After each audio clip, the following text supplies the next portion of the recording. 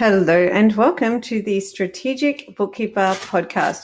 I am going to name it to tame it and let you know that this is the first podcast I am recording for 2025. I've just taken about 6 weeks off, which has been the first time I've disconnected from work, so to speak, since I published my book early in 23, as tearing myself away from something that has been an incredible journey, an incredible life's purpose for me is always going to be hard. So I'm back into it and I'm back into recording. And the first episode of the year, I have conducted an interview with Roger Gregg from the Access Group and from Lightyear Software. So that's Lightyear.Cloud, which is an accounts payable software solution. So the interview was super fun, and I'd really like to tell you a few things that you can expect and really encourage you to listen right through to the end. One of the first things I'll let you know is that this episode is absolutely CPE or CPD, whichever you call it. So continued professional education in Australia. That's what I tend to call it. A lot of people continued professional development. If you are listening from Australia, please remember that I'm a registered BAS agent. So it is listening to a registered BAS agent for our compliance stuff. So it is a CPE, CPD. The next thing I will let you know that in terms of the education, it is some really great information on inventory and on accounts payable, on hospitality, on retail, on these industries that require certain things from the accounts payable department, from the finance department. Okay, so there's some really good stuff in there. I'm also going to dive a little bit later in the episode into what I have done personally in the advisory space over the years that links to a software like Lightyear, which really is when you are dealing with a business that has these kind of requirements, and oftentimes that's beyond the micro business or beyond the plumber with 2 staff, okay? So if you find yourself in a situation where someone is asking you or talking to you about various parts of their business and you find yourself getting into a conversation, how you can turn that into paid work, okay? How you can stop giving away your amazing acumen, education, IQ, intelligence, experience for free, and how you can actually start charging for it. In this episode, I'll also prompt you to send me an email if you want to know more about that so I can serve up more episodes, okay? So I will introduce Roger in terms of his background and bio now, and then we'll jump into the episode. Once again, it's a great conversation, longer than my usual podcast, but I do encourage you to listen right through to the end and also to reach out to me if you feel like there's something that you want to know more about. So, Roger Gregg. Roger's training in accounting and computer science, along with over 20 years' experience in manufacturing and hospitality sectors, led him to founding his first tech startup, InvitBox, if you remember that one, way back in 2012 with his brother, Chris. InvitBox was then purchased by Intuit, you may know them as QuickBooks, in 2014, just 2 years later.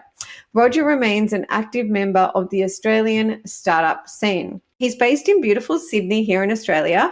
Roger's passion for process re-engineering and automation has led him to form Lightyear.Cloud with Chris, the world's fastest purchasing and AP automation software. Now, as you'll hear in this podcast episode that dazzles and delights me, Lightyear.Cloud for accounts payable processing is, drumroll please, 100% accurate. Okay, if you're saying, say what was that? I thought the same thing, but you're going to discover why in this episode. It's to do with them not relying solely on OCR. You'll discover a bit more about what OCR is. So like I said, as a bookkeeper in practice, this is also great education. Okay, so with all of that said, how about we jump into the episode? I'm Jeannie Savage, the strategic bookkeeper. I've been in practice for 14 years, but more importantly, 5 years in, I achieved a lifestyle practice. This means I scaled my business, could take my hands off the wheel, and draw a nice six-figure income while being time rich. And that's what I call my dream on my terms. I was recently awarded Women in Finance Innovator of the Year, recognizing my book, my podcast, my program, and my impact globally. The strategic bookkeeper is my life's work, and the opportunity to help bookkeepers globally achieve the income and lifestyle that sets them free absolutely fills my cup. Please do connect with me on socials at the Strategic Bookkeepers Way private Facebook group, or shoot me an email, hello@thestrategicbookkeeper.global. Welcome to the podcast, Roger. Thank you. Lovely to be here. Excellent. Okay, so I am a little bit excited to hear the story behind Lightyear that I guess I've been around a little while, so I totally know the Invit box background of it. I remember looking at it a million years ago and thinking, wow, being an old accounts payable girl, I was like, oh my God, wow. Are you telling me our marketing back in 2012 actually was effective to a degree? I will be very happy to hear that. Yeah. And maybe it was my background in big retail, right? I was helping to run $100 million retail organization. Accounts payable was heavy duty. And I was like, whoa, look at this software. And maybe because I'm a software nerd, like most of the audience, really. What a great audience then. I'll take that. I agree. Look, I had a little tiny window into the story behind Lightyear, and I have been really looking forward to hearing the story from you. And so on that note, I'd just love for you to introduce yourself, tell us a bit about yourself and a bit about how you ended up developing Lightyear. That goes back a bit. So I suppose let's go all the way back to 2007 to 2010. I just moved to Australia and I was running the operations and the financial operations for a large hospitality group. And my brother Chris, who's my founder at Lightyear, a co-founder with me, he was running our big sort of off-license division. And the group and that division in particular were just being drowned in paper invoices. And hospitality, much like retail, it's not just about how much you owe someone and when you owe that amount to them. It's how many of this product did you buy at what price. And it's very much an inventory-based game. So we naively thought we could go out there, take existing technology that surely existed, stitch it together and create a service to do this sort of data extraction and get rid of manual entry and price checking and all of that. But a quick word on how to work with me. You can join the waitlist for the Strategic Bookkeeper Transformation Program, which is a world-class, world-first, described by members as mind-blowing, which typically pays for itself within a month and has a full money-back guarantee. Simply go to thestrategicbookkeeper.global/waitlist. I also have a pricing academy with a calculator and my entire suite of productized services, plus other courses and resources on my website. Email me if you have any questions, okay? Unknown to us, the technology didn't exist. So we ended up becoming a technology company, and that was InvitBox. And we basically set out to do data extraction from bills, credit note statements, but not using OCR. OCR it's much better than it is, a lot better than it is now than it was back then, but it was terrible back then. So the data quality was not good. So we basically created technology that broke open PDFs and read the metadata. So we were getting accurate data in real time. And that's how it started. We launched InvitBox way back. I think we were in I know we were in the first 20 add-ons in the Xero ecosystem in Australia and New Zealand back in 2011, 2012. I think Receipt Bank, Michael Wood, and we launched within a week of each other. We always argue about who was first, who was second. We'll have that conversation over a drink again another day. But it was way back at the dawn of time. And it was a bit of a Wild West back then. But we were very lucky.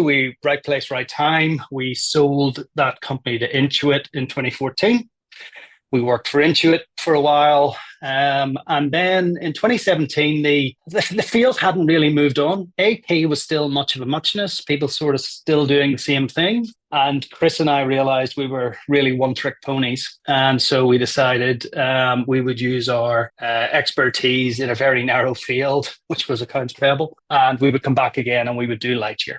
So we launched that in 2018. COVID obviously pivoted a few things, but basically we set the company up based in Belfast and Australia. So we've around about 50 or so in Belfast, we've 20 or so in Australia. And just last year, we were lucky we were acquired by the Access Group. So we're now part of the Access Group. Still doing what we do, though. We're still drinking out of the same coffee cup, still on the same chair, still wearing the same bad clothes. So that's the story of where Lightyear came from. It sort of came from our experience within Invitbox, and that came from the experience of, living the AP problem. Yeah. And I really like when I caught up with one of your team members recently, that was when I found out you're acquired. But the big thing that stayed with me is that Access Group allow you to go on and do business status quo, because, when you fall in love with a brand and you fall in love with the way that the experience and the support you're getting and the passion, sometimes acquisition can change all of that. So I thought that was amazing. Yeah, Access. I mean, again, I'm maybe comparing Access and the acquisition market. There's companies like Access out there, like Constellation in the US, who buy up companies and basically have this big portfolio of companies.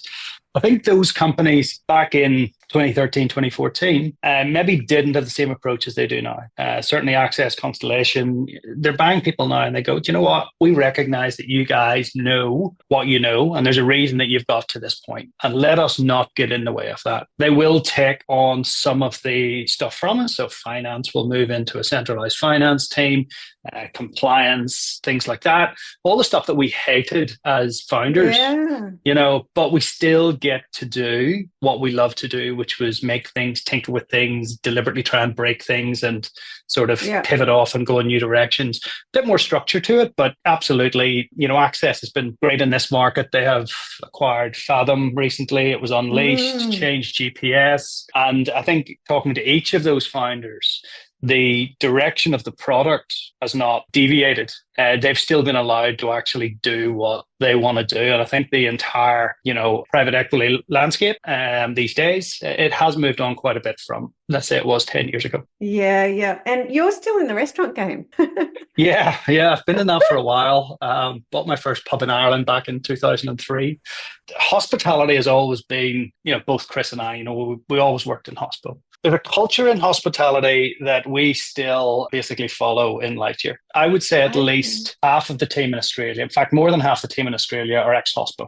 Hospitality professionals are used to dealing with customers, listening to them as to what they want, and then delivering on it. And they're going to make sure that that client has got a great experience when they walk out the door, because you want them to tell their friends about the experience they had with you, and then they come back. And that's the service cycle. It's quite subservient. And so we love that culture. It's very much, what we still do. I would say 30% of all our new revenue every month comes from a referral from a previous user. It's by far and away, it's our biggest channel. And so we always double down on that sort of service culture and that sort of mindset as to, hope no customers are listening. But, if you do have an awkward customer, you know what? I'm going to drown you in love until you actually go, do you know what?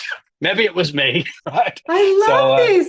It's funny you say that. I often say the best way to approach anything like that is with love. That's it, right? Drown them in love. Drown them in love. Wow. Yeah, so the hospital's still there, right? It's, what we do, and we continue to do it on the side. Although I'm not involved in any of those hospitality businesses day to day. I probably tinker a little bit more than the guys want me to do, but yeah, it's very much what we love doing as well. I do think hats off to anyone who does well in hospitality, because it's got to be. Our family had a restaurant for a while, and look, my father always had the Midas touch, but dealing with restaurant clients and the benchmarks. And I remember saying to someone who told me a dream of opening a restaurant, because the stats on how many don't make it. And I said, It reminds me of what we talked about at the beginning. I said, restaurant success is a maths equation. And You're right. yeah, he said, way to squash my dreams. But it was like, but I know the dream is there. But I mean, that's what we're doing, right? We're with a restaurant and it's, cost of sales as a percentage of turnover. It's rent as a percentage of turnover. It's the really big ticket items, right? And is the profit plopping out the end at benchmark, yes or no? Like you talk about inventory and maths equation. And I think for anyone listening, I guess for me, when I talk to Roger about hospitality, it's because if you're not already dealing with hospitality clients, it is one of the hardest industries to get right. I was almost in tears one day when I got a client to 11% profit. Like that was the number I was hoping for, Yeah, no, listen, and you're right. And when we launched, like in VitBox back in the day, the savings that we were offering back then for a $199 a month subscription or whatever it was staggering. Because I'll get to that hospitality group. So I still remember the data. We were doing 35,000 bills a year across 6 or 7 venues at the time. And the wages to actually process those bills and run AP were about $350,000, give or take. So it's $10 a bill. And we were efficient. But that document coming into a hospitality venue, and it's the same for retail. It's the same for construction. There's probably 2 systems that data needs to get into. So you basically, product information is being manually entered into your point of sale system at venue. Someone's manually price checking. That bill then gets shuttled up in a car one day a week to head office and entered into MYOB and then big filing cabinets. That's what it was for us back in the day.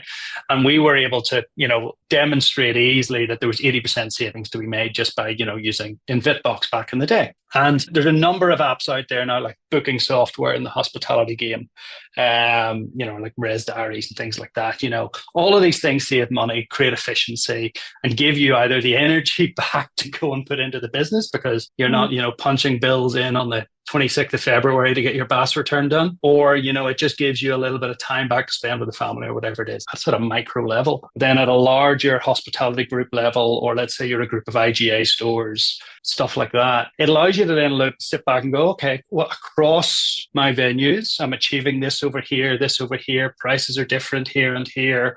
And then just allows you to bring efficiencies into those group organizations, which to your point then brings your GP or your EBITDA from sort of 8 to 11 or whatever it is. And if you're in hospitality and then you're getting 11, number one, you do celebrate. You still ask yourself why you're doing it for 11%. Come on, right? You're doing a 10-year lease and you're getting 11% EBITDA. There's not that much left at the end of 10 years to go and celebrate with. But you're right. In some industries, and these are probably the industries that we've focused on, the savings are massive. If you're a service industry, you might be processing, 20, 30, 40 bills a month, and you don't really care about the line information within those bills. So, yes. Using something like a hub doc within Xero or a Dext or whatever that is absolutely fine, right? 100% fine. But if you're interested in line level information, that's where something like ourselves, we come to the fore. Yeah, and there's 2 subjects I'd love to cover off. One is how you're different to the OCR, because for me, for my audience, we love this stuff. And I was chatting to one of my best friends the other day, and she is like a big corporate retail supply chain expert. And I was talking about your product, and I said, they don't use OCR, they use something else. And I can't remember that something else. And I was talking to her about 100% accuracy, if I recall. Can you talk to us about your accuracy and how you're different to OCR? And maybe for anyone who's like, what the hell is OCR? Just a little explanation. Yeah. A 101 guide to all things data extraction. Here we go. So if we go back to 2011, when OCR, optical character recognition software, it's basically like looking at a photograph of an image and then looking at the shapes and shadows within that photo and working out, is that a 1? Is it an I? Is it a small L? And basically interpreting, recognizing the characters and then trying to work out what that document says. So that's OCR. We, back in the day, we were missing loads of bills. That sort of chain of sort of paper that I mentioned, all the paper going into a venue. So let's say it's Cargo Bar down in Sydney back in the day. Some deliveries were coming into the kitchen. Some were coming into the cellar. Some were being emailed in. Some were being dropped over the bar mid-surface. And there were just so many being missed.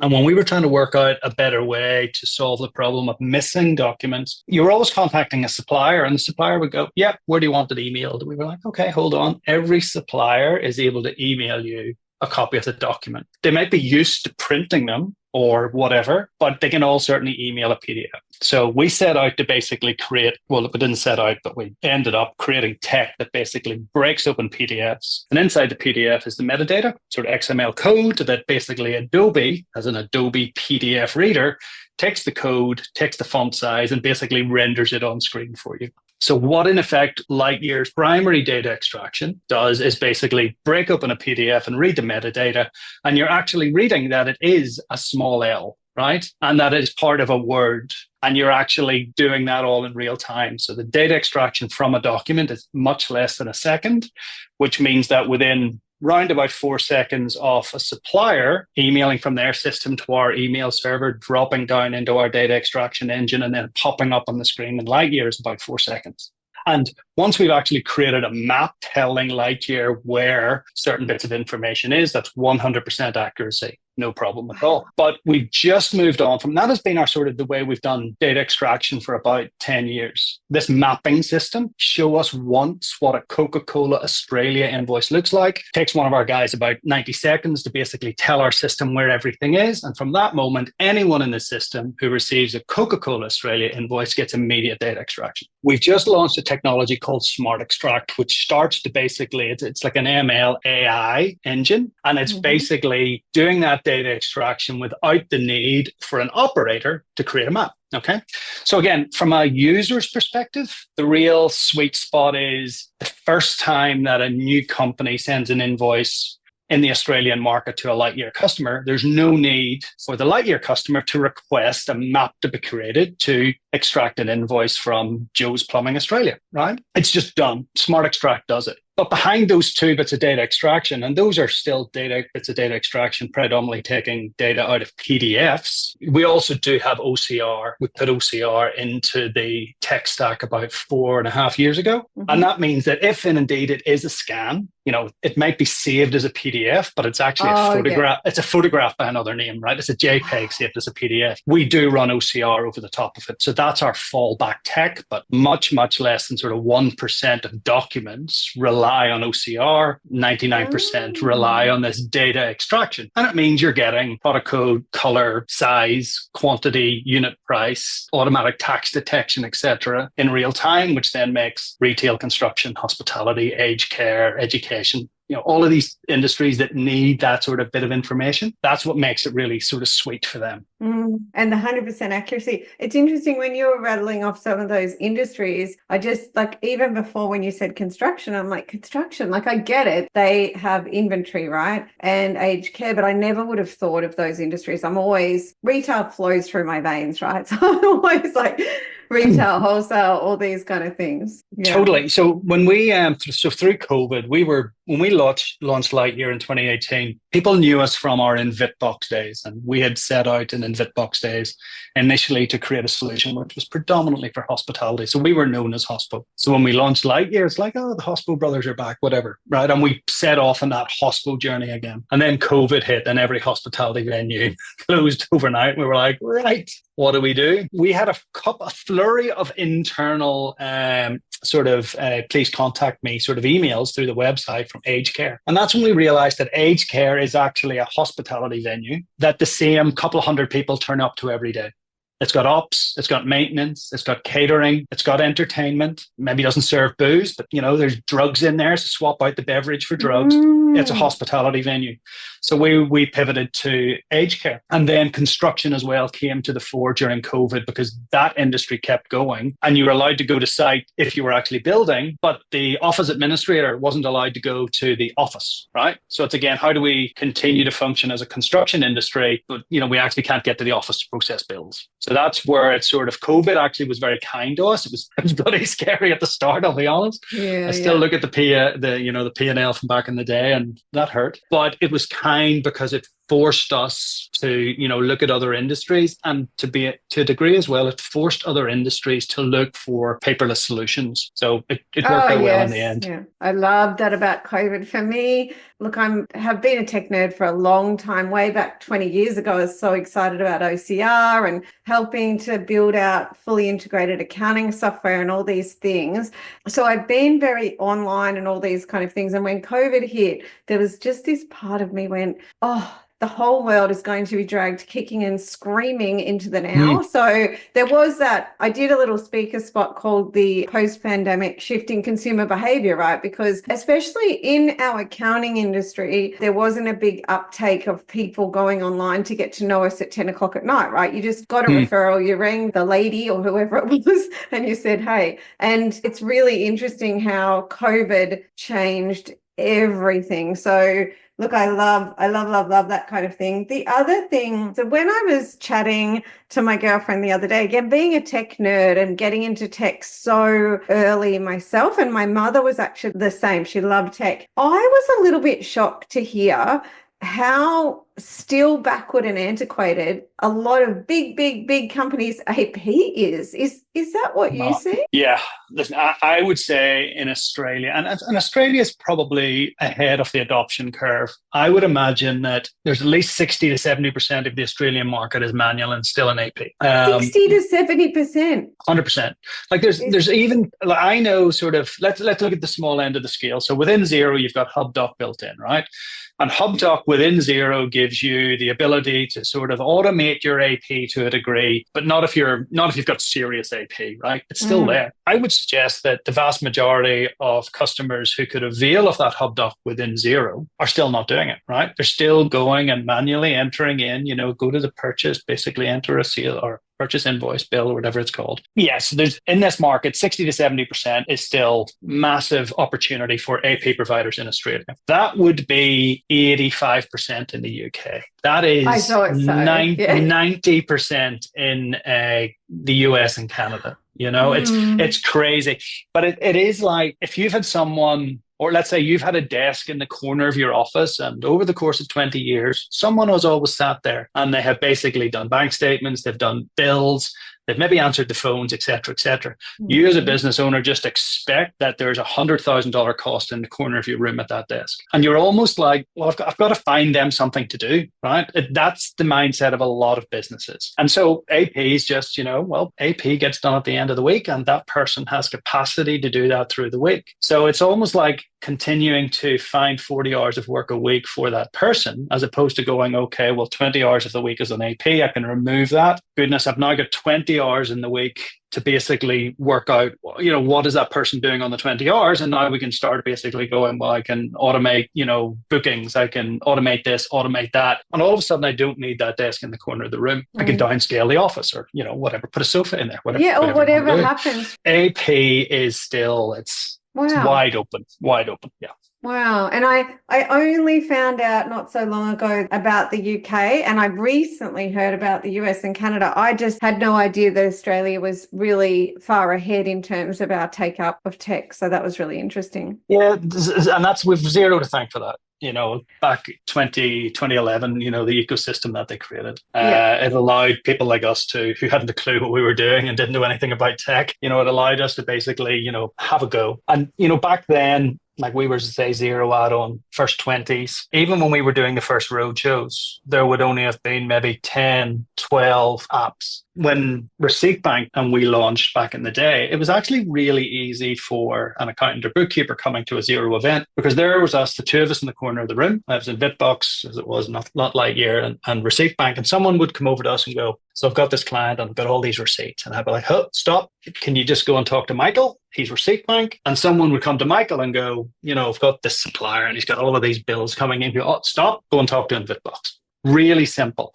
And it actually made it really easy and clear for a consumer coming to the ecosystem, because you just go, okay, there's an AP provider and there's an expense provider. Got this sorted. You come to that now and there's 60, 70, 100 different options out there. And it's very hard to actually take the time to go through what all of those options are, right? And do they actually solve it? You can't investigate the top 10. It's just too time consuming for, a bookkeeper or an accountant to actually do that. It's becoming easier to a degree that you don't just have to rely on, let's say, the Xero ecosystem anymore. You don't have to go to the app page where you've got whatever it is, 100 words to describe your product, and it's very hard. You've got to click through, and then you've got all of these reviews. you can go to the likes of Capterra or whatever now, and you can actually put in accounts payable. And you've got multiple sources now to basically do your filtering from. Filter over there, filter over there, filter over here. What is the overlap? Oh, okay. Looks like these couple are the ones that I should be investigating. So it's become easier, but it's only become a little easier as a result of it being an absolute mess for a consumer for so long, because it was very difficult to work out which app is right for me. And that's where I think peers in the industry, like having this podcast where you can hear some nice information while you're driving. For me, when I heard Lightyear had something that was different to OCR that gave 100% accuracy, it was like you had me at hello. That's what I think bookkeepers were like, nothing less than 100% accuracy floats our boat, right? So that was a big one. So the other thing, I guess, that's really important to me to touch on, because at the Strategic Bookkeeper, the heart and soul for me that I always kind of keep a little secret, because I really do believe we have to give everyone what they need when they're ready, right? It's different to what I want, what I need. And I'm really pro advisory, even though I think that word has lost its meaning. It's become a word that's lost its meaning. But at the Strategic Bookkeeper, the level 1 advisory is strategic bookkeeping, right? It's going beyond the accurate numbers and investigating them. And then I educate my tribe around, well, what else are you passionate about helping entrepreneurs do better in business with? And that's what links through to, I guess, how bookkeepers can, if they have a passion for helping the kind of businesses that you help, just a little on the partnership program. Yeah, so you're right. I mean, for an accountant or bookkeeper to become a domain expert in everything, I mean, God, you would just spend your entire week basically reading and, doing training, and you wouldn't actually be servicing the client at all. There's two types of partner that we have within Lightyear. There's one that we refer to as a business partner, and that's parent-child. So the accountant or the bookkeeper gets a plan, a Lightyear plan, and all of their clients use the credits. And we have this credit system. If you process a document, you consume a credit. And they would all consume the credits that you as an accounting firm have purchased, right? So it's not like if you bring on a client who processes 50 bills a month that you need a plan for that client. That client just uses your credits within your plan, right? And traditionally, 80%, 85% of all our accounting and bookkeeping partners have been that sort of thing. You have clients that you either process their documents for, or that you're happy to absorb all of the costs for the software that the client uses, and you bill them out at month end. Okay. More and more firms now, or maybe independent accountants or bookkeepers, are moving away from that model. Maybe they're approaching, let's say they don't want to have 20 or 30 people in their firm anymore. They've sold the firm, but they still want to consult. They still want to have that level of expertise. And it's more about that sort of consultative approach with clients about what they should and shouldn't be doing, the actual day-to-day of how you do it. They're maybe a little bit removed from it. And we call that our advisor model. And yeah, it's very much a case that for you or an accountant or bookkeeper to trust Lightyear, to advise your client to speak to Lightyear, you've got to trust Lightyear, okay? So we've got to earn your trust in that regard. And if a client comes to us and says, hey, this is the sort of firm I am, and this is the way I want to do things, and I'm really don't want to change that too much, for our own team's benefit, we'll be the first to say, do you know what? There's no point in you wasting 2 hours investigating Lightyear, because that's not how Lightyear should work with you, right? And we will happily go and suggest they speak to another sort of different firm that does things a different way. So there has to be a level of trust that if you basically say to your client, you should chat to Lightyear, that Lightyear is going to do the right thing by the client. So there's got to be a level of trust built up. But very often now as well, we're finding that it's the client so let's say you are an aged care home, and basically you're at a conference with other CFOs, and other CFOs are saying, hey, you should chat to Lightyear. Very often the CFO of the new aged care home might go to their accountant and go, have you heard of this Lightyear thing, right? I'm going to chat to them. It seems right. And it's not that you're telling your client. It's more that, I'm aware of what Lightyear does, and I'm aware of the approach, and I've heard good things about it in the industry, and that's all cool. And it's about reassuring the client to go, have that conversation. I get what it does. It probably fits in with the sort of services that you need to provide, and, et cetera, et cetera, et cetera. So more and more of our clients are becoming advisor because they've traditionally been that business partner. They've had a firm, they've sold the firm, or they just want to go into that more consultative approach. And we will take on all the heavy lifting. We would demo, we would talk to the client, we'd sort of put an implementation plan in place, et cetera, et cetera. So the accountant or bookkeeper doesn't have to be involved in all of that, clocking up the hours, et cetera, et cetera. That's just part and parcel of what we do at Lightyear. But those are the two main sort of business partnerships that we have. Yeah, sort of you either absorb the billing yourself and you're providing all of the service, parent-child, or basically it's a consultative approach where you're saying, chat to these guys, it might work for you. And there's a trust element that we're going to do the right thing by the client. Yeah, because with the latter, we'll call it option B, I guess that's similar to how I used to do a little advisory that I don't get much time for anymore, where I'd get called into a business and I loved to do like the needs analysis. So do the needs analysis and then help look for what software is going to match the needs. And then, okay, great. We've worked that through and we know how that will match. Make the recommendation of the software and then hand it over to the software company. I'm not someone I love that section, but I'm not someone who likes implementation anyway.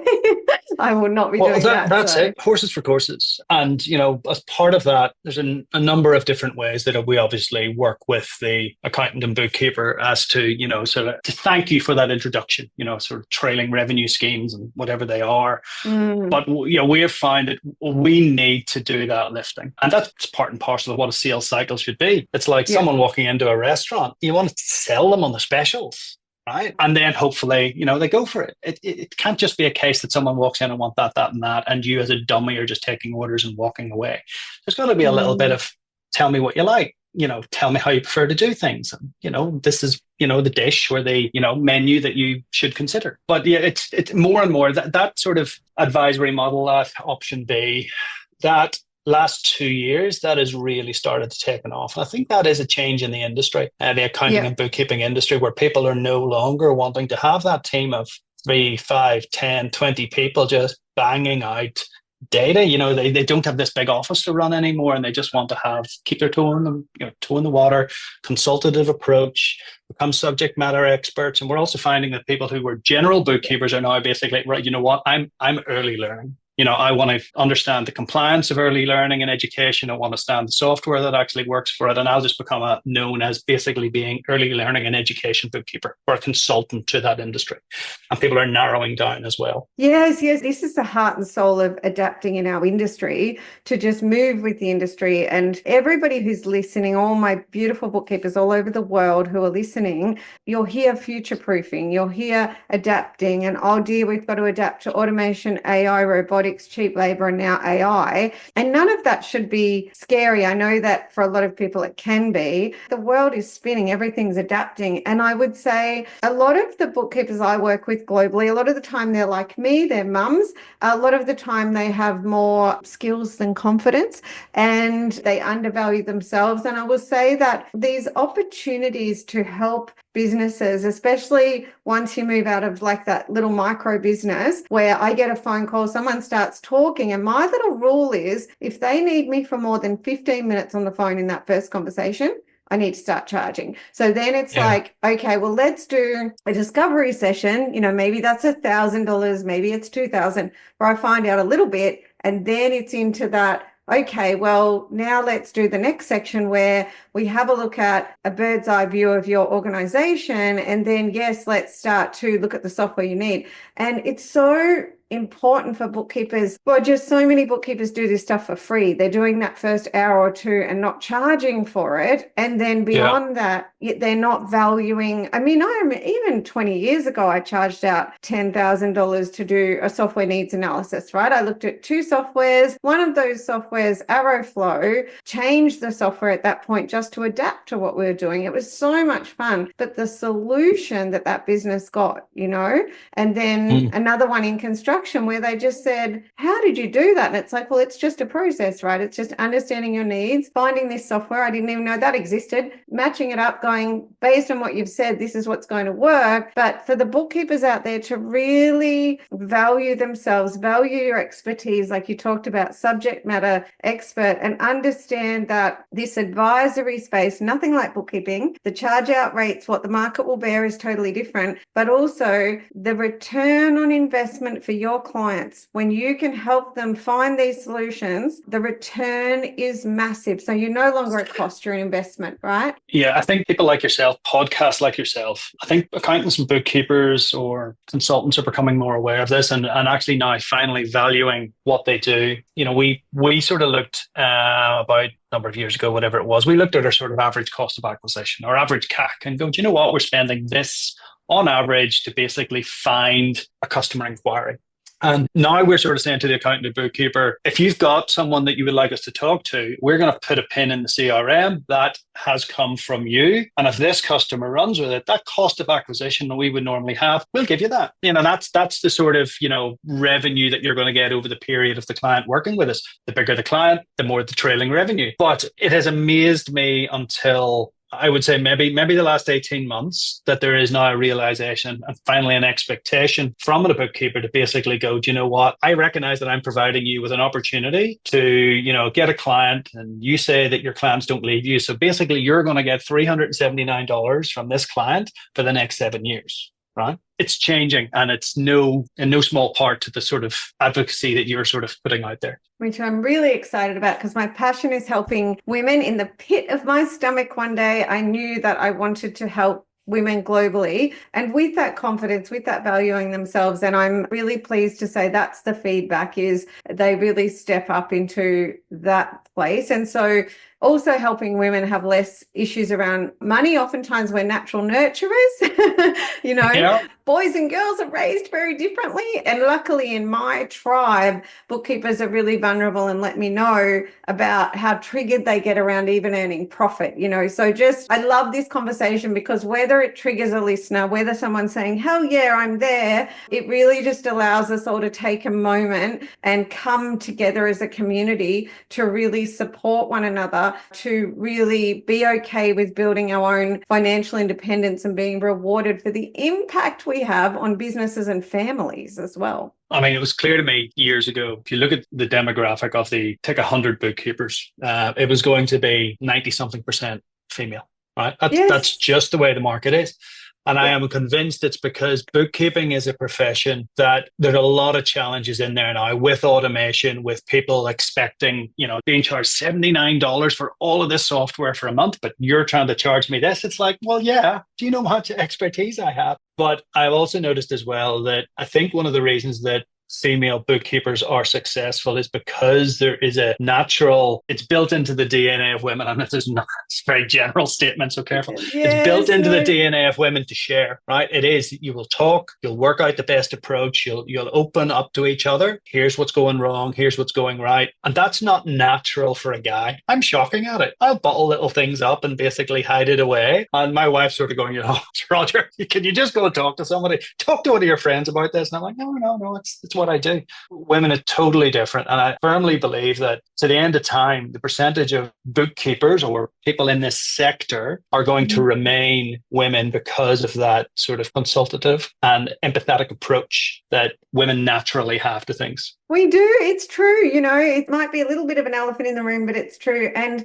it's why I love speaking really narrowly to women and to bookkeepers. We've got about 2 out of 100 in my program that are men, which is amazing. But generally, yes, the great thing is men and women have different drivers, and we could talk about this all day, but yeah, men and women have different drivers, and it's lovely to be able to support, because historically, oftentimes as bookkeepers, we had a male accounting industry dominated coming and saying to us, look, this is for accountants, but you guys should come along and listen anyway. And it infuriated me. I was like, no, we don't need to come along and listen. We should be met where we're at. So I know we could go on about this forever. We could. We could. I will wrap up. Roger, it's been really amazing. There were so many great key takeaways for me from this podcast. We'll drop the links into Lightyear. Is there anything else you would like to let our audience know about the software or anything about getting in touch with you guys? I always find that you tend to communicate more with people when you're having a conversation and not a presentation. So hopefully most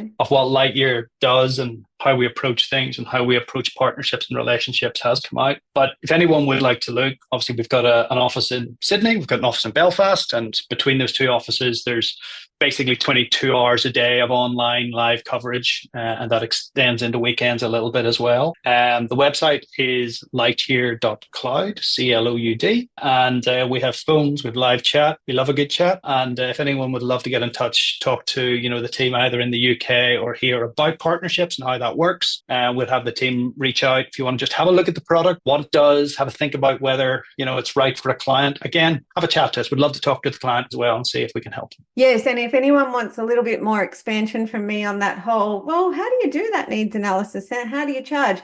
You just need to shoot me an email and ask me, and I'll do a whole podcast episode on it. So, Roger, thank you so much for coming on the podcast. Loved every minute of it. Okay, my friend, now it is time to take action. So, what are you going to do with what you learned today? The way I see it, you've got two options. You can go it alone to try and save some money, or you can back yourself and go for it and join my tribe. And let me tell you, we are knocking it out of the ballpark. That's not a sales pitch. That is me serving you, dare I say, courageously. To find success, I 100% know you need the mechanics, which is like the keys to the kingdom, but you also need to get your mindset right and be super productive. And these are all things I help you with inside the program. I could go on about this forever because I really want this for you. Have a prosperous week, and I'll see you in the next episode.